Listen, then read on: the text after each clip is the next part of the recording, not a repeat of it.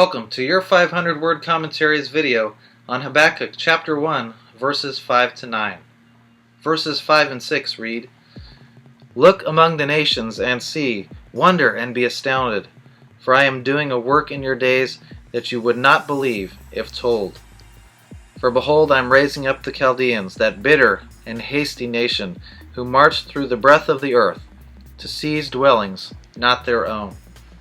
The text shifts here as God responds to Habakkuk's call of accountability. God ironically mirrors Habakkuk's earlier words to relay a not-so-great answer. God is choosing to work through, surprise, not his own people, but these Chaldeans, who we know as the Babylonian people. In the tumultuous Middle East, this people is on a meteoric rise, embittered and angered, rebelling at their subjugation under the Assyrians. God is using this very scenario, a scenario similar to the judgment that came down upon the northern kingdom of Israel just 100 years before. Habakkuk 1:7 continues, "They are dreaded and fearsome, their justice and dignity go forth from themselves." These people are the very antithesis of God himself and who his people are meant to be. They inspire a frightful awe instead of a magnificent awe. Instead of bringing holy fear, they bring a gut-wrenching fear. They are totally focused on the power of their own accomplishment and the justice of their own hands. Verse 8, "Their horses are swifter than leopards, more fierce than the evening wolves. Their horsemen press proudly on. Their horsemen come from afar, they fly like an eagle, swift to devour." You can really conceptualize what just kind of mess is about to rain down on Israel right now. These forces are lightning fast, ferocious. They swoop in with accuracy and with violence.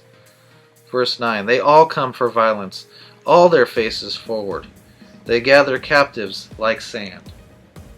The Babylonian people are focused and united with only one goal in mind, and that's to remove all opposition. The words here for faces forward, or yours might say hordes advancing, is megama penehem.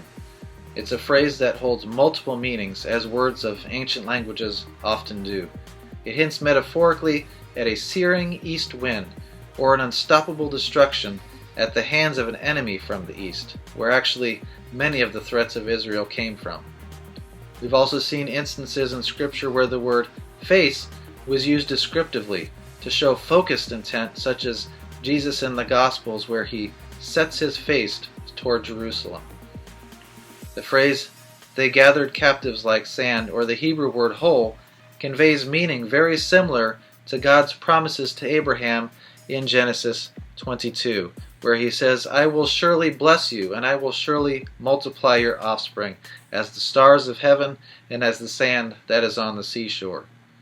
It's used most often to describe either Israel's flourishing, or as in this case, how vastly outnumbered Israel is in a certain situation. So you can see the wordplay here.